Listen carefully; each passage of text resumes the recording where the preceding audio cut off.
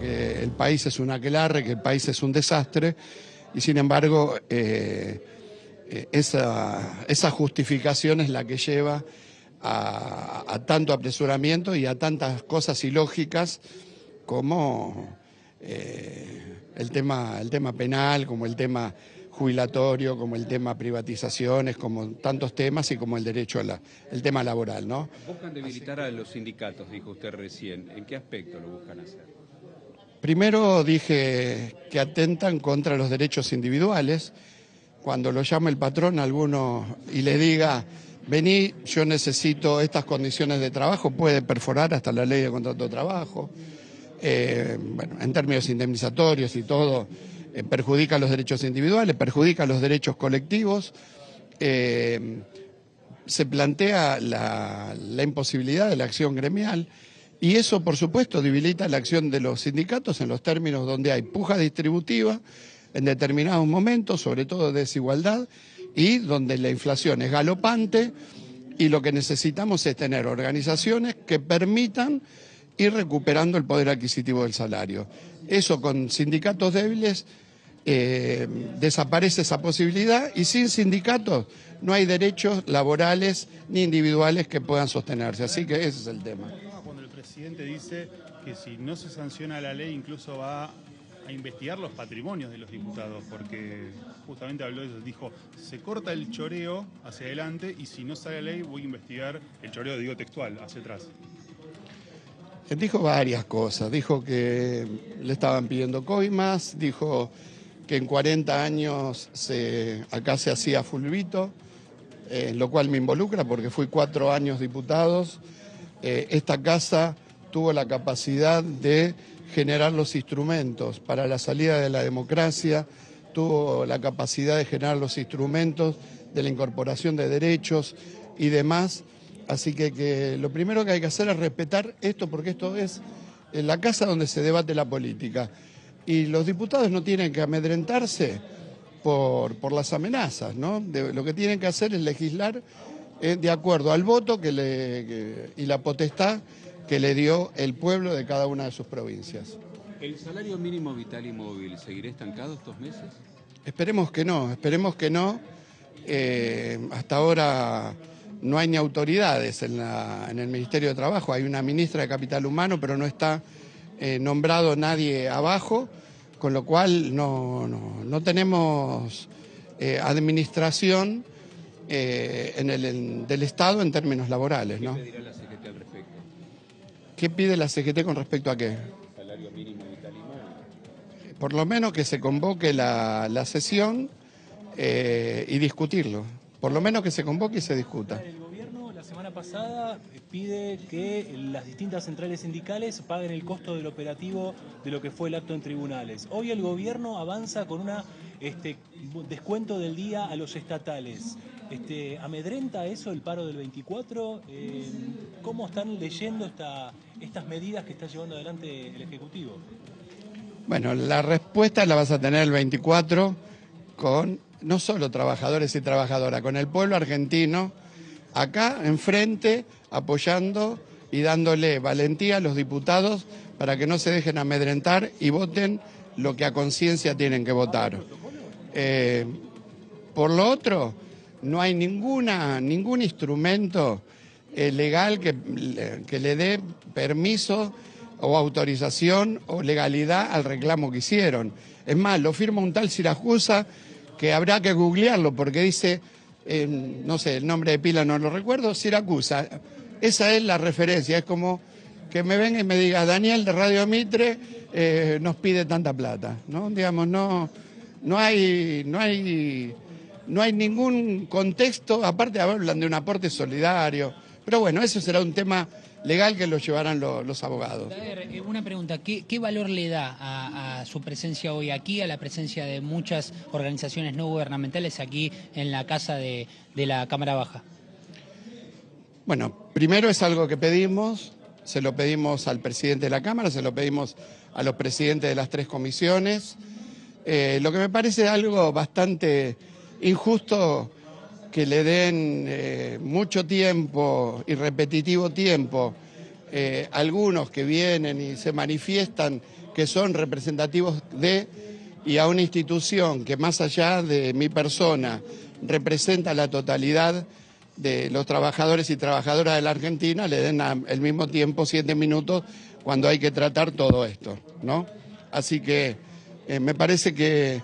Pero bueno, vinimos y dijimos lo que teníamos que decir y esperemos que los legisladores voten a conciencia, deroguen el DNU y no dejen pasar esta ley ómnibus que trae de tantas cosas, un montón de cosas que son imposibles de que pasen en una sociedad moderna en este mundo. Muchas gracias.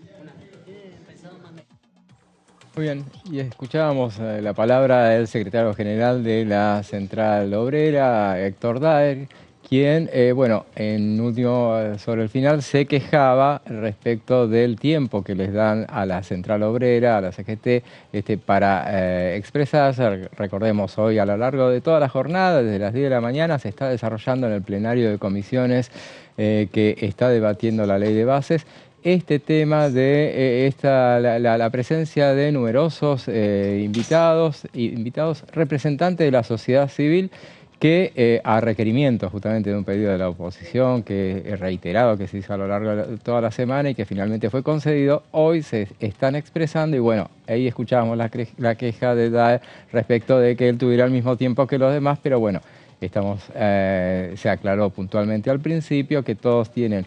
La metodología se les avisa a los 4 minutos, que van 4 minutos, a los 5 minutos es el tiempo que tienen para expresarse y se les corta el micrófono a los 7 minutos. Eso es más o menos lo que está sucediendo con todos y es una manera un poco para ordenar este debate que tiene alrededor de 100 invitados que tienen que hablar hoy. Pero el que va a hablar ahora conmigo es mi compañero Sebastián Adida. ¿Cómo estás, Sebastián? ¿Cómo estás, José Di Mauro? ¿Todo bien? Todo bien, todo bien. Bueno, estamos acá viendo un poco el corolario de esta jornada de debate, que ya es la cuarta. Es una jornada, se puede decir, con anabólicos, ¿no? Por la cantidad y calidad de expositores invitados de los distintos sectores de la sociedad civil que se encuentran afectados por los alcances de esta ley de bases sin punto de partida por la libertad de los argentinos.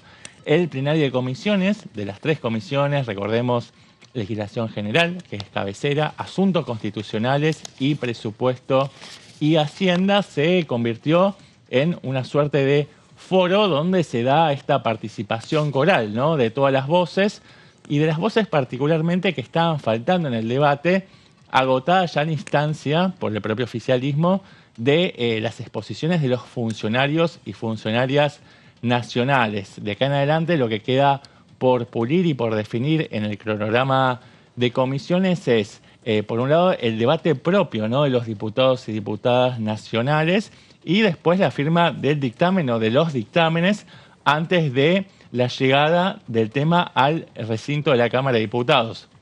El oficialismo quiere tratar este tema el 25 de enero, ¿no? Es una fecha bastante ambiciosa teniendo en cuenta los tiempos perentorios y, lo exiguo, ¿no? De el tiempo que queda para esa fecha, pero puede llegar a darse. Veremos cómo se va resolviendo con el correr de los días. Vamos a ver cómo se desarrolla esta semana. Por lo pronto, hoy se está dando esto que entonces reiteramos, lo pedí antes de la oposición, la presencia de todos los representantes de la sociedad civil, entidades centrales, sindicales, como escuchábamos recién a a Héctor Daer.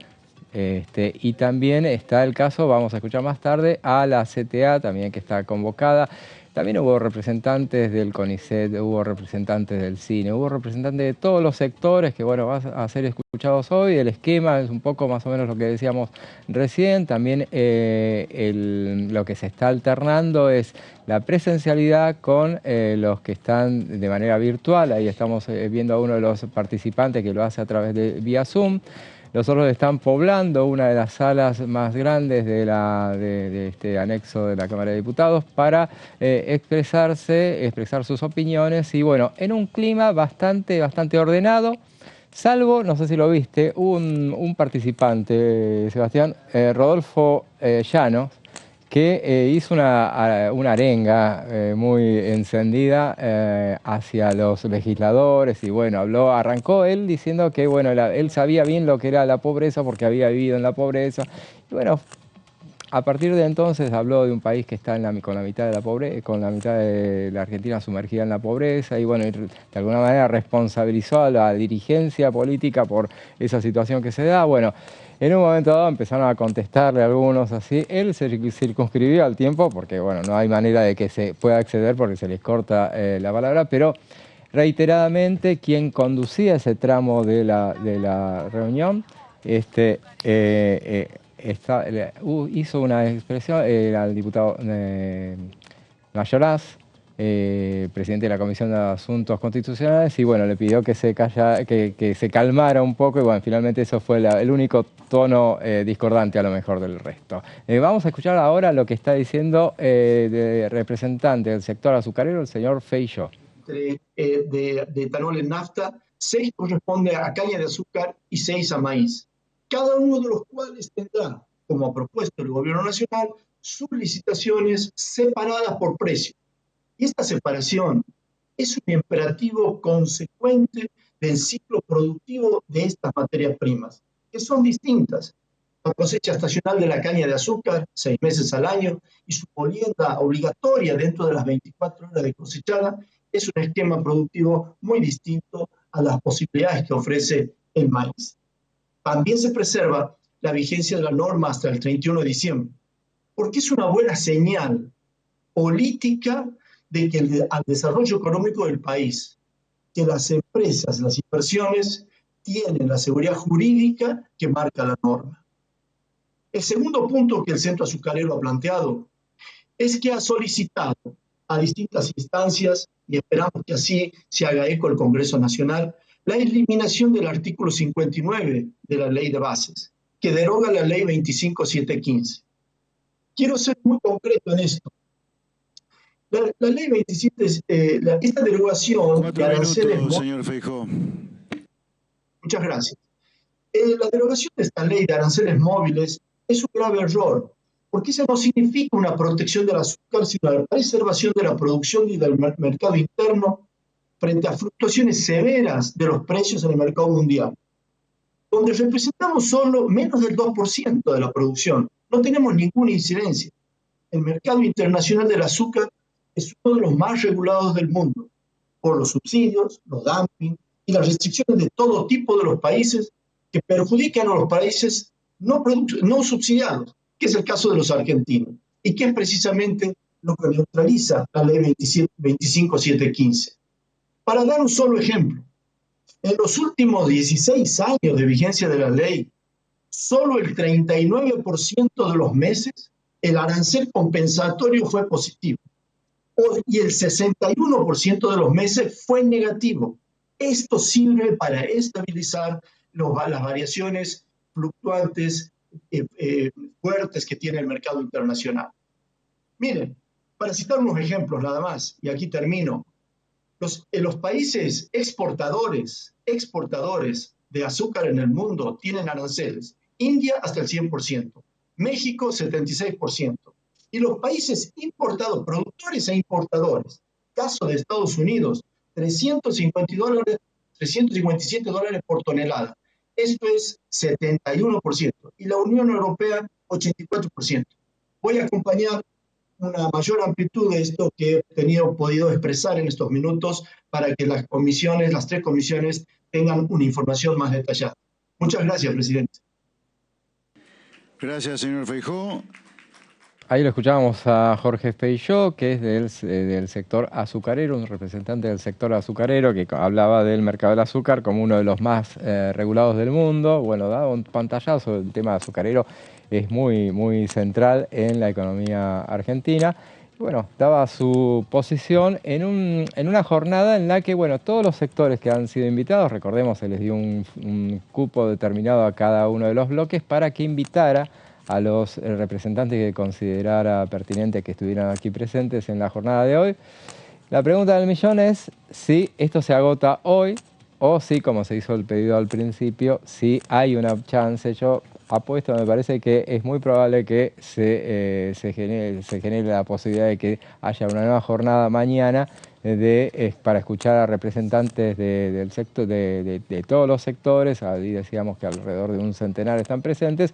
Veremos si eso es posible. Si es posible, se tiene que resolver ya en estas horas, porque bueno, hay que organizarlo, la presencia de toda esta gente. Bueno. Hubo tiempo todo el fin de semana para realizar lo de hoy. Veremos si van por una nueva presentación mañana para escuchar más voces del ámbito social.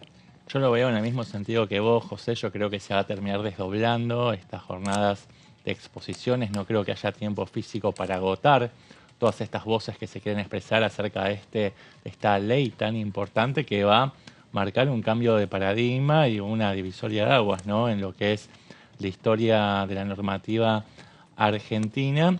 Y un poco lo expresó también al comienzo de esta jornada la diputada nacional de la Unión Cívica Radical, Carla Carrizo, pidiéndole a quien entonces estaba presidiendo este plenario de comisiones, a Gabriel Porgnoroni, justamente de que se hiciera lugar a un segundo espacio, una segunda jornada para el día martes, para dar lugar a aquellos que no tuvieran tiempo de volcar sus opiniones y sus consideraciones en el día de hoy. Así que supongo que entre hoy y mañana se va a finalizar esta etapa de debate de especialistas y de referentes de los distintos sectores de la sociedad civil involucrados, y a partir del día miércoles o incluso en el día de mañana, pero por la tarde, va a comenzar el debate propio, ¿no?, de los diputados y diputadas nacionales para procesar todo este cúmulo de información que se estuvo generando a partir de los insumos de todos estos especialistas y referentes. Y a partir de ahí se va a empezar a trabajar en la letra fina del dictamen, ¿no?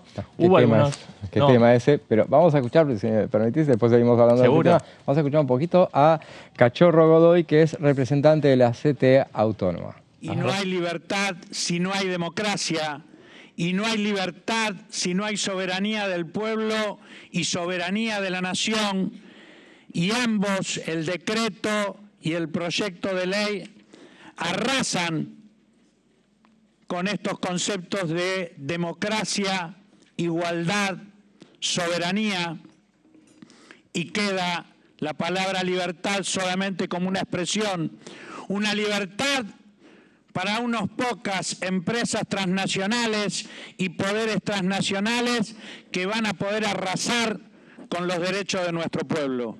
Por eso es que nos oponemos de plano. Y decimos también que uno de los aspectos principales de esta intención de la suma del poder público es arrasar con los derechos del Congreso de la Nación. Señores diputados, señoras diputadas, entendemos que no pueden delegar funciones ni renunciar al mandato que les ha otorgado nuestro pueblo para que en este Congreso se debatan en profundidad todas las cuestiones que tienen que ver con la vida de un pueblo. Podemos detallar aspecto por aspecto lo que tiene que ver con los derechos laborales, los aspectos que tienen que ver con los derechos del medio ambiente, de la naturaleza, de la madre tierra. Podemos hablar de los derechos que tiene una sociedad de haber acumulado a lo largo de décadas riquezas y empresas estatales que son de patrimonio soberano. Lo decimos entre paréntesis, quienes representamos también como parte de la clase trabajadora a los trabajadores y trabajadoras estatales, y me acompaña el secretario general de la Asociación Trabajadores del Estado, una institución que hoy cumple 99 años y que se ha caracterizado a lo largo de este casi siglo no solamente por defender los derechos específicos de los trabajadores y trabajadoras estatales, sino por defender el derecho de un pueblo a que un Estado sea soberano y garantice los bienes comunes y se enorgullezca de tener empresa del Estado. Tanto el DNU como el proyecto de ley ómnibus quieren arrasar, privatizar, regalar, entregar la soberanía de más de 41 empresas del Estado que son de patrimonio público y que no estamos dispuestos y le pedimos y le exigimos a diputados y senadores, diputadas y senadoras a que impidan este latrocinio, porque lo que encubre esta suma del poder público que quiere concentrarse en el presidente de la Nación para gobernar por decreto es habilitar el saqueo de la nación y habilitar el saqueo del pueblo argentino. Por eso es que el 24 de este mes hemos convocado a un paro nacional con movilizaciones en todo el país y exigimos que el derecho constitucional a peticionar, a reclamar y a protestar sea respetado por el gobierno y no intente ser reprimido y se abra el debate que la sociedad argentina se merece. Muchísimas gracias. Gracias, señor Hugo Godoy. De la central... Lo escuchábamos a Cachorro Godoy de la CTA Autónoma y él es titular del gremio ATE y justamente, bueno, una de las principales cuestiones que enfatizaba era el tema de que el párrafo donde se hace referencia a la privatización de 41 empresas del Estado y bueno, él hablaba de un latrocinio, el intento de regalar el patrimonio nacional a partir de esa medida y bueno, terminó haciendo una referencia al paro del 24 que justamente convocado por la CGT, también hacía referencia a eso y bueno, es un día antes justamente del tratamiento de esta ley. Sí, Hugo Cachorro Godoy es una figura clave en medio de este debate por la ley ómnibus, no solamente por las implicancias y por el impacto que va a tener en todo el aparato estatal de esta ley ómnibus en caso de aprobarse, sino también porque el gremio de estatales es el que aporta mayor cantidad de trabajadores a las jornadas de movilización y lucha, ¿no? Como se autodenominan, y en concreto al paro convocado por la CGT para el próximo 24 de enero, y quedó un poco en el centro de la escena Hugo Cachorro Godoy, que además de ser el secretario general de la CTA Autónoma, es el secretario general del gremio de estatales, lo dijiste vos recién, José, decíamos recién que quedó en el centro de la escena porque hay una especie de advertencia velada de parte del gobierno de que se podría descontar, no está descartado, de que los trabajadores estatales que adhieran al paro y se movilicen en esta jornada que está convocada para el 24 de enero, podrían ver descontados esos ingresos, ¿no? Los ingresos correspondientes a ese día de trabajo, así que la figura de Hugo Cachorro Godoy, junto con también podríamos agregar la de Hugo Yasky, son figuras clave en medio de este debate. Así es, sí, Hugo Yasky, recordemos, es diputado nacional, y bueno, también escuchábamos el fin de semana a otro diputado nacional, en este caso de Unión por la Patria, Paco Manrique, que hacía referencias, al tema del paro también y, hacía referencias puntuales a propósito de este desafío que se da respecto de las medidas que aplica el gobierno y, esa cuestión de que le iban a aplicar multas a partir de, las consecuencias de las movilizaciones que hayan hecho y, iban a decir que no se iban a pagar. Independientemente de esas toma y daca que se están dando, esas pulseadas que se están dando en el poder, en la política en general, mencionábamos el hecho del paro del 24 y la intención que mencionaba Sebastián recién de, sesionar el 25, veremos si se puede llegar a esa fecha para llevar a la sesión este debate sobre la ley de bases y puntos de partida para la libertad de los argentinos. Y la intención, entonces, un poco vos la habías descrito, la intención de cómo seguiría esta semana y para ver si se puede llegar hasta el 25. Yo creo que de alguna manera, alguno había dicho, entre paréntesis, a propósito de la medida de fuerza prevista para el 24, había sugerido desde la Libertad Avanza la posibilidad de adelantar el eventual debate a un sábado, el sábado que viene. Hacerlo un día sábado, un día infrecuente. ¿El recinto? El debate en el recinto, sí, había dicho así, con la especulación de que se pudiera hacer llegar al dictamen el jueves que viene. Se está mencionando la posibilidad de llegar al dictamen el jueves que viene. Habló de eso, bueno, desde la oposición más colaborativa le dijeron que no, que se olvide de esa posibilidad. No hay recuerdo de que sesiones del un fin de semana, justamente sí que arranques el viernes y que llegues al sábado. Pero bueno, y en el caso excepcional aquel, recordemos, en la Cámara de Diputados, donde cuando fue lo del atentado contra la entonces vicepresidenta de la Nación, bueno, se realizó una sesión solamente simbólica. Y también, hablando de sesiones simbólicas, también un sábado se hizo cuando fue un homenaje por el tema del 24 a los jueces de la Junta, a los jueces que enjuiciaron a la Junta Militar. También se hizo una conmemoración un fin de semana también. Esas son las memorias que se tienen respecto de sesiones en día infrecuente.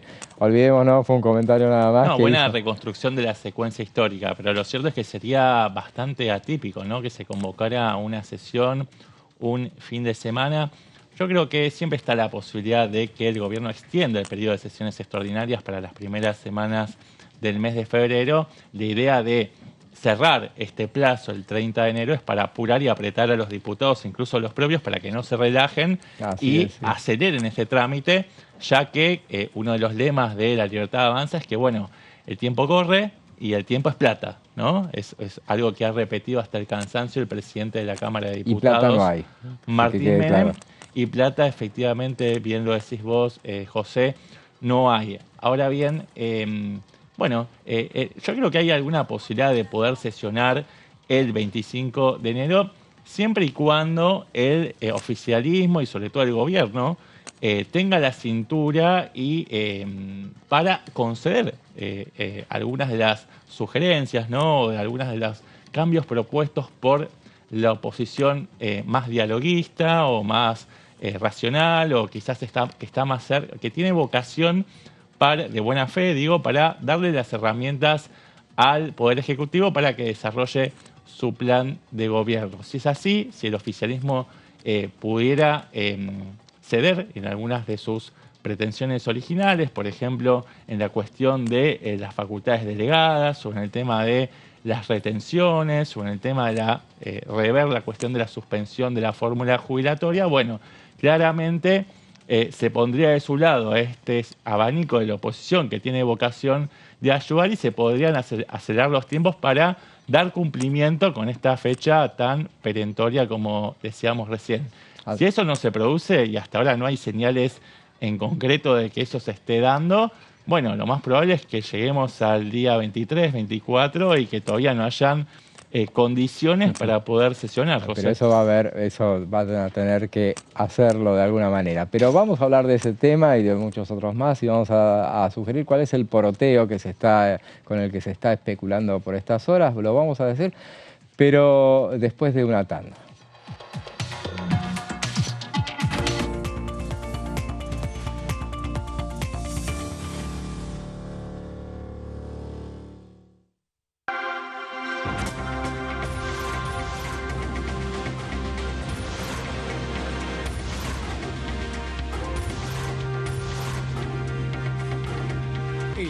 Son tu voz en la primera edición.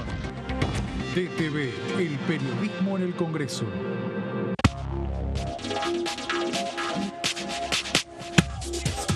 DTV es información, diálogo, análisis. DTV es federalismo, libertad de expresión, pluralidad de voces.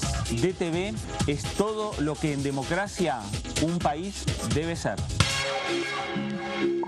DTV es tu voz en el Congreso. Seguí eligiéndonos. DTV, el periodismo en el Congreso.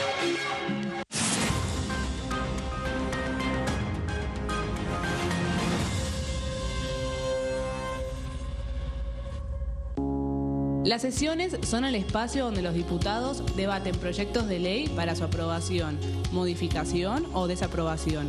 En una misma sesión se pueden tratar varios proyectos de ley. Desde el 1 de marzo, cuando el presidente las inaugura, se desarrolla el periodo de sesiones ordinarias. Entre el 1 de diciembre y el 28 de febrero se extiende el periodo de sesiones extraordinarias que solo pueden ser realizadas a pedido del presidente de la Nación.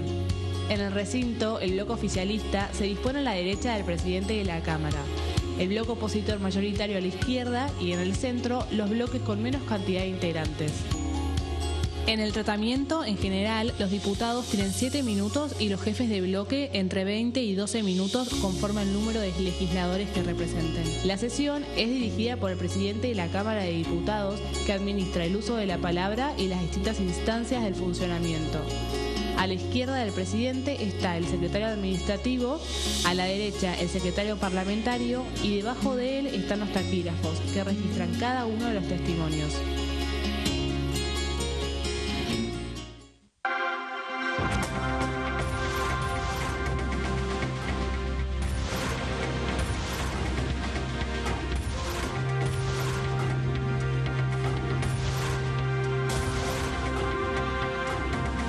Ellos son tu voz en la segunda edición.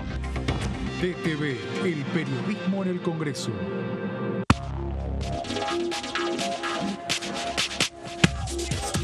DTV es información, es diálogo, es análisis. DTV es federalismo, libertad de expresión, pluralidad de voces.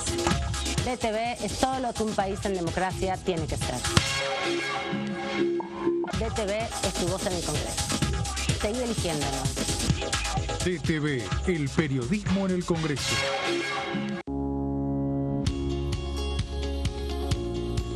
La Cámara de Diputados tiene 257 miembros. Los diputados debaten y sancionan leyes que rigen en todo el territorio nacional. Algunas de las más importantes son el presupuesto de gastos generales del Estado, el Código Civil, el Código Penal, la forma en que se rige el trabajo, las jubilaciones, entre tantas otras.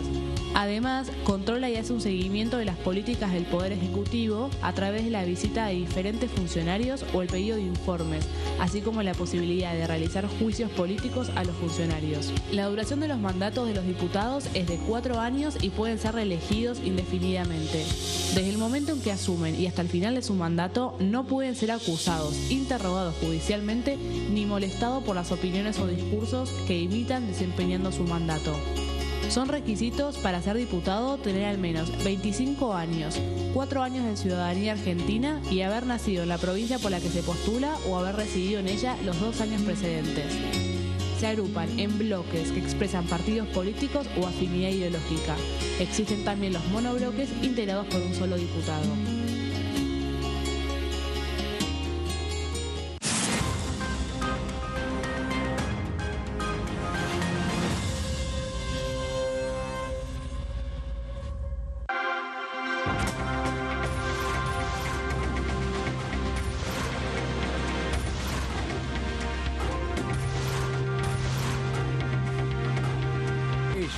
Son tu voz en el análisis. DTV, el periodismo en el Congreso.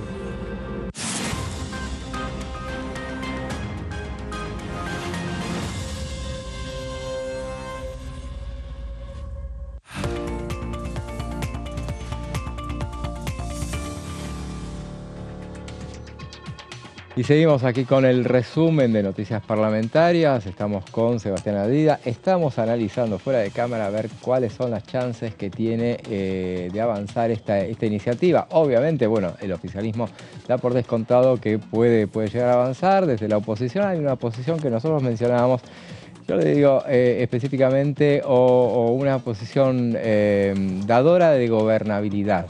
Esa es la autodefinición que tienen ellos, o sea, porque el término colaboracionista suena un poco despectivo a lo mejor y incómodo que puede llegar a hacerle. Bueno, hay todo un sector... Claramente conviven dos estrategias en la oposición. Por un lado tenemos a Unión por la Patria y el Frente de Izquierda, podríamos agregar, aunque abrimos un signo de interrogación, a Innovación Federal, pero hablamos de una oposición que no se sienta a esta mesa de negociación que está pidiendo el otro sector de la oposición, sino que directamente ya está adelantando que va a votar en bloque en contra de este paquete de reformas contenidas en la Ley de Bases y Puntos de Partida, porque ellos dicen que los recursos naturales, los recursos de los argentinos y argentinas, me refiero a los trabajadores, a los jubilados. La soberanía nacional y la voluntad popular es un capital que no se negocia, ¿no? Esa es la postura, y estoy parafraseando a este sector de la oposición, si se quiere, más intransigente o combativo.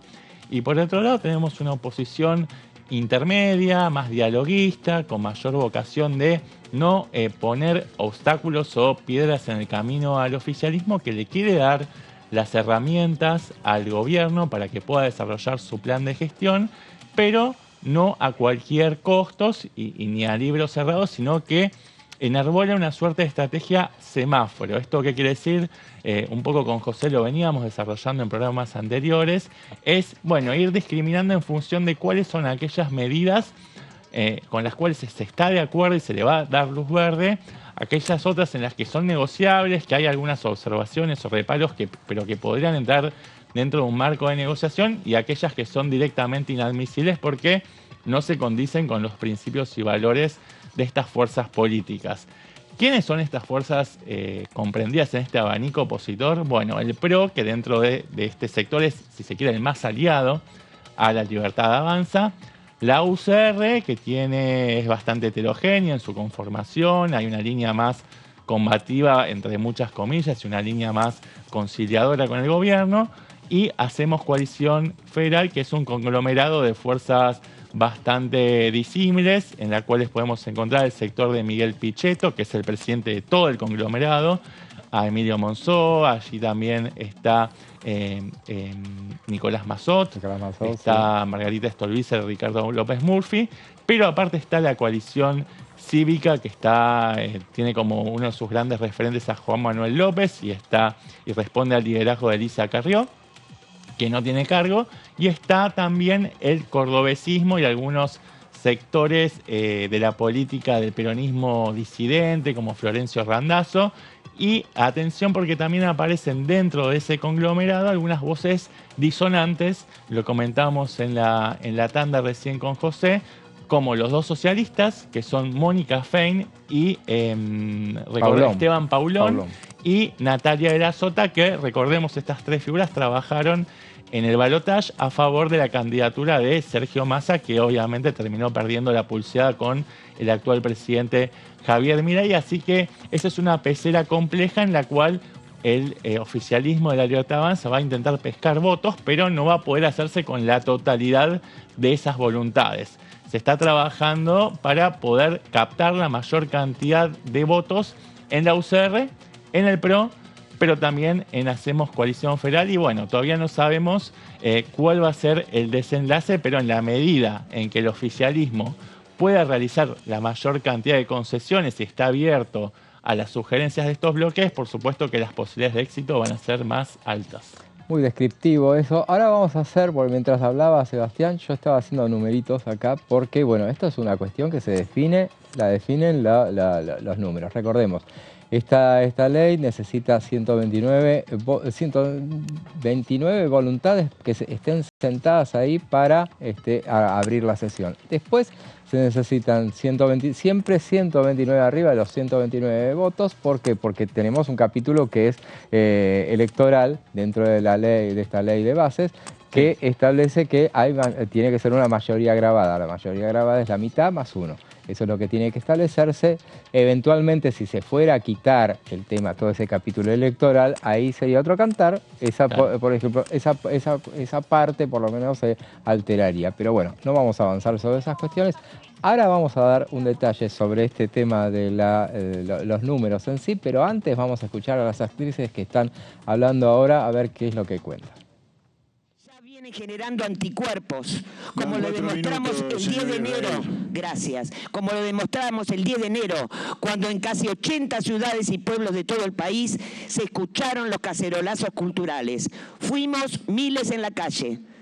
Votar en contra de los miles y miles que seremos el 24 traerá consecuencias inevitablemente. Somos parte de la cultura popular independiente que luchamos por el aborto legal, seguro y gratuito. Somos los que desde nuestras creaciones aportamos a la defensa de los bienes naturales. Por eso esperamos que ni este proyecto de ley ni este DNU sean aprobados por este Congreso, porque también estarían firmando así su propio certificado de defunción al entregar todo el poder al Ejecutivo, lo que también implicaría faltar a su responsabilidad para la que fueron elegidos. Aprendimos la cultura de la solidaridad de Darío Santillán al abrazar a Maxi Costecchi, aunque eso le costara la vida. Aprendimos de la cultura del amor de Pocho Leprati, cuidando a los niños en el comedor popular de Rosario, aunque le haya costado la vida. Aprendimos de la cultura de la valentía de Raimundo Gleiser y de Rodolfo Walsh. Hoy seguimos aprendiendo de la cultura de la resistencia de los pueblos originarios afrodescendientes y seguimos aprendiendo de la cultura de la resistencia y de la ternura de nuestras queridas madres de Plaza de Mayo que siguen en su marcha interminable. Por todo esto estoy acá, para decirles, legisladores, los estamos mirando, legislen a favor del pueblo, voten contra la ley ómnibus y el DNU. Nosotras vamos a seguir el camino de la calle. Asamblea el 20 y el 24, paro general y movilización. Como decía Brecht, las revoluciones se producen en los callejones sin salida. 30.000 compañeras y compañeros desaparecidos presentes. Gracias, señora Mirta Beatriz Israel, de Actrices Argentinas. Seguidamente, de manera presencial también, el señor Matías Alduendo, de la CTA, la Central de Trabajadores de la Argentina. Buenas tardes, señor presidente, señores diputados y diputadas. Para nosotros es muy importante estar acá. La realidad es que en el tiempo pautado es difícil desmenuzar con una ley que viene y unas bases que vienen a avasallar con todos los derechos de las y los trabajadores. 12 de diciembre, devaluación del 118%. 14 de diciembre, protocolo antiprotesta. 20 de diciembre, del DNU. 27 de diciembre, proyecto de ley de ómnibus. Menciono esto porque las discusiones son en un momento y en un contexto. El DNU y esta ley son una reforma constitucional de facto. En palabras del propio presidente y de muchos de los diputados de esta fuerza y del presidente de la comisión, hay reformas estructurales necesarias para hacer en la Argentina. Nosotros nos preguntamos cómo se puede dar un debate tan importante para refundar la Argentina entre gallos y medianoches, tratando de ir contra todos los consensos generados en 40 años de democracia, que implicaron debates, discusiones, diferencias, que se fueron saldando en este mismo Congreso de la Nación. Quiero que nos puedan explicar, que hasta ahora no sabemos, por qué se le busca delegar facultades en lo que sería por ahí todo su mandato al presidente Javier Milei. ¿Por qué esa decisión de desintegrar el Congreso? Privatización de 41 empresas públicas.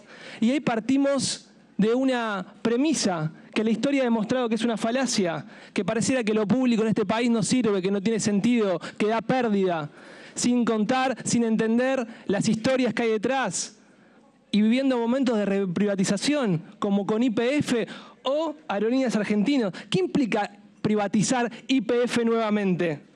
¿A dónde nos conduce una dolarización del combustible y del precio relativo? ¿Qué va a pasar con los trabajadores y trabajadoras? ¿Qué implica privatizar Aerolíneas Argentinas? ¿Qué pasa con el aislamiento de las zonas de nuestro país? ¿Alguien me puede explicar? Bueno, ahí escuchábamos a Matías Alduendo, que es representante de la CTA. Como vimos en la última hora, hablaron los representantes de las dos CTA, también habló Cachorro Godoy, y en representación de la CGT lo hizo Héctor Daer. Lo vimos aquí, también vimos las declaraciones que hacía después de exponer ante el plenario. Y bueno, ahora a quien vamos a escuchar es a Sebastián Adida. A ver, Sebastián, ¿qué es lo que traes en placas? Lo que está trayendo José, bueno, es el capítulo vinculado a los cambios en el plano educativo de esta ley de bases y puntos de partida para la libertad de los argentinos que impulsa el gobierno nacional y que está tratando de aprobar la Libertad Avanza con el apoyo de los bloques aliados. Concretamente lo que se está poniendo sobre la mesa es la modificación de artículos de las leyes de educación nacional y de educación superior, las famosas LEN y LES.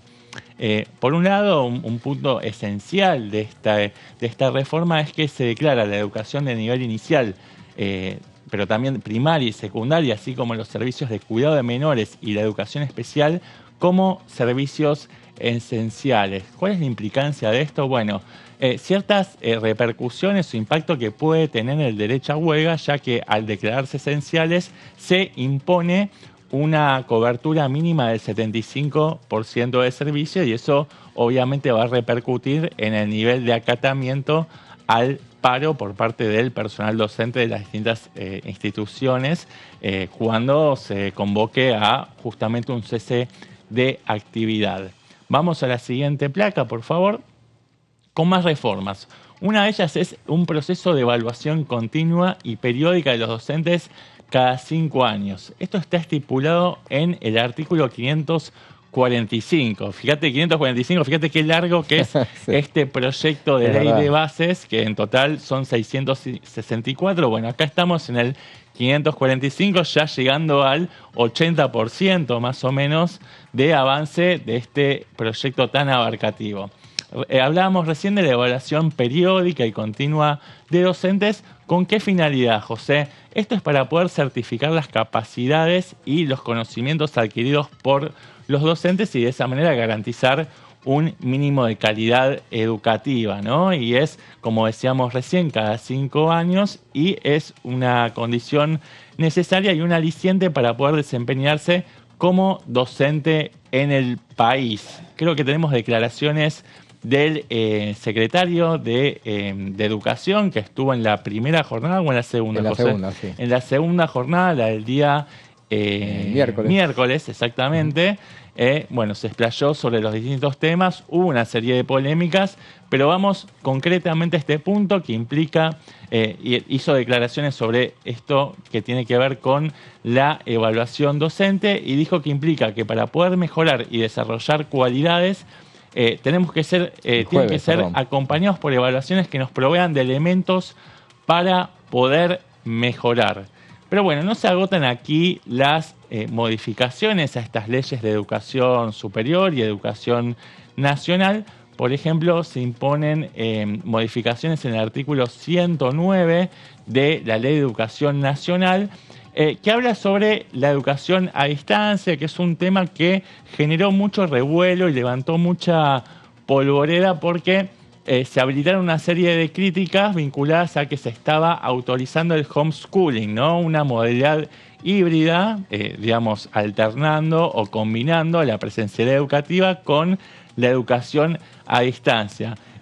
Un poco lo minimizó el secretario de Educación, Torrendel, que dijo que se están hablando de cosas rarísimas y que de ninguna manera acá de lo que se habla es de garantizar una educación consistente, básicamente presencial, pero lo cierto es que en este artículo se habla de la habilitación de una educación híbrida a partir del segundo ciclo de nivel primario, esta vez a partir del 4º grado, ¿no? Cuando los chicos tienen alrededor de 9 años, y también obviamente para jóvenes y adultos. Actualmente está prohibido impartir educación a distancia para menores de 18 años. Bueno, con este cambio se habilitan estos esquemas mixtos con una dinámica presencial, pero con la posibilidad también de agregar instancias de educación remota. Y esto es lo que te decía... que más justamente generó reacciones de parte de los legisladores que observaban el tema del homeschooling, como vos decías. Sí. Y él puso énfasis en que se buscaba más presencialidad y no menos. Ese fue por lo menos el argumento que utilizó. Tal cual. Pero bueno, sí, claramente hubo resquemores y esto levantó una fuerte polémica con, sobre todo, los diputados que están más vinculados con el ámbito educativo, como Hugo Yasky, pero también Carla Carrizo, Dania Tabela, que es rectora de una Universidad Nacional del Conurbano, también Emiliano Jacobiti, que fue hasta hace poco, si no me equivoco, tiene un alto cargo en la Universidad vicerrector de la Universidad de Buenos Aires. Claro, bueno, ellos impugnaban este sistema, pero el secretario de Estado se encargó de hacer una serie de aclaraciones que trajo un poco más de tranquilidad, si se quiere, ¿no? Bueno, decía Torrendel, se ha hablado de homeschooling, de cosas rarísimas que no sé cómo se derivan de la redacción del artículo y que muestran una gran capacidad de imaginación, ¿no? Un poco negando, ¿no?, que vaya a haber un cambio de paradigma en el sentido del cual se está hablando de reemplazar la presencialidad educativa por un esquema de educación a distancia, ¿no? Claro, habían preocupación de parte de la comunidad educativa porque no todos los alumnos y alumnas de todo el país tienen el equipamiento tecnológico para poder asistir a clases de forma remota, y de esa manera se generaría claramente una desigualdad en el acceso a la educación. Pero bueno, acá el secretario dijo que de ninguna manera se está hablando de reducir la presencialidad, sino lo que vos remarcabas recién, José, de complementar, en todo caso, la presencialidad con esta otra vía. Y agregaba el secretario Torrendel, decía: nosotros lo que queremos promover es el desarrollo de una educación presencial que pueda integrar instancias de virtualidad, ¿no? Sintetizando esto que te decía recién. Pero hay más cuestiones que se modifican en esta ley de bases y puntos de partida en relación a la educación. Y vamos a hacer un doble clic en la educación media, ¿no?, en la secundaria. Allí, por ejemplo, se propone el reemplazo del artículo 95 de la Ley de Educación Nacional, incorporando un examen integrador en el ciclo final de secundaria en materias como matemática, lectocomprensión y alguna otra asignatura que pueda determinar a futuro la autoridad de aplicación, ¿no? Será un examen censal, esto es lo que dice la letra textual, literal de la ley, un examen censal obligatorio que mida los aprendizajes adquiridos y las capacidades desarrolladas por los adolescentes que egresan. Este también es un punto, si se quiere, polémico, pero reviste de cierto consenso, ¿no?, sobre todo estos bloques de la oposición amigable que no ven con tan malos ojos que pueda avanzar una instancia que logre nivelar y nivelar los aprendizajes de los estudiantes secundarios para que lleguen, en todo caso, a la posibilidad de ingresar a estudios de educación superior sobre una base de conocimientos, ¿no? Y recordemos que cuando hablamos de la oposición amigable, de alguna manera estamos refiriendo a los sectores del radicalismo, del PRO, que están a favor, y de Hacemos Coalición Federal. Sí. Esos son los que están garantizando la posibilidad la posibilidad de que vaya a avanzar esta norma. Sí. Es un modelo similar, esta prueba final integradora, a lo que ocurre con las pruebas vigentes Aprender, ¿no?, donde el alumno... Pero en este caso hay algunas diferencias. Por ejemplo, el alumno tiene derecho a conocer y recibir una certificación del resultado. También, por ejemplo, se resguarda la identidad de los alumnos, pero no así de los docentes y de las instituciones educativas. Esto tiene un propósito, y es que los padres puedan conocer de primera mano la información sobre la educación de sus hijos, sobre los resultados de sus aprendizajes, e incluso padres padres que van a poner a sus hijos en las instituciones puedan decir, bueno, tal colegio, el promedio de nota que sacó de calificación es tanto. Entonces yo quiero mandar a mis hijos a este colegio que tiene este estándar de exigencia, ¿no? Esta cosa que tanto respaldan los sectores de lo que fue Juntos por el Cambio, justamente, y es un poco abogar por volvemos a la polémica en torno a la meritocracia. A la meritocracia, exactamente. Sí, de alguna manera se habilita una libre competencia entre las instituciones educativas para poder captar a los estudiantes, ¿no?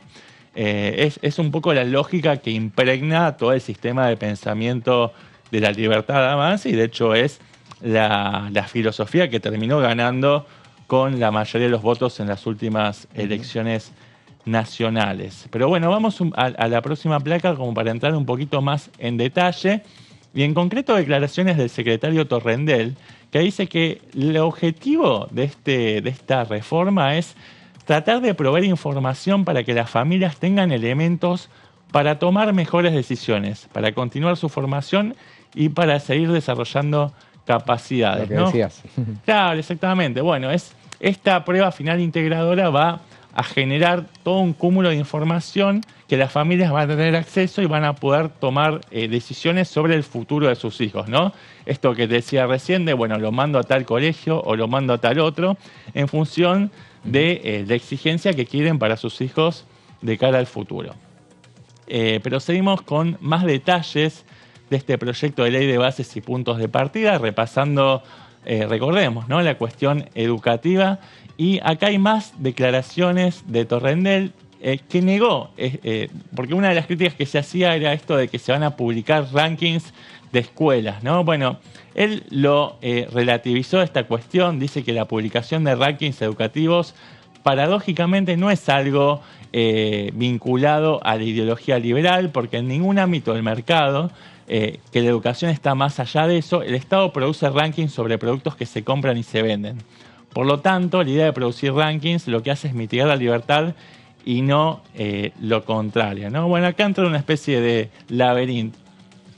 Claro, justamente, evidentemente tiene un poco que ver con toda esta cuestión de dar un poco atención a... Eran un poco las banderas también que tenía en su momento Juntos por el Cambio también, para acompañar todo esto. Pero es muy interesante toda esta cuestión que estamos analizando, todo este capítulo educativo que tiene que ver con esta ley de bases. Pero lo vamos a hacer, Sebastián, si te parece, lo vamos a seguir inmediatamente después de esta muy breve pausa. Los esperamos.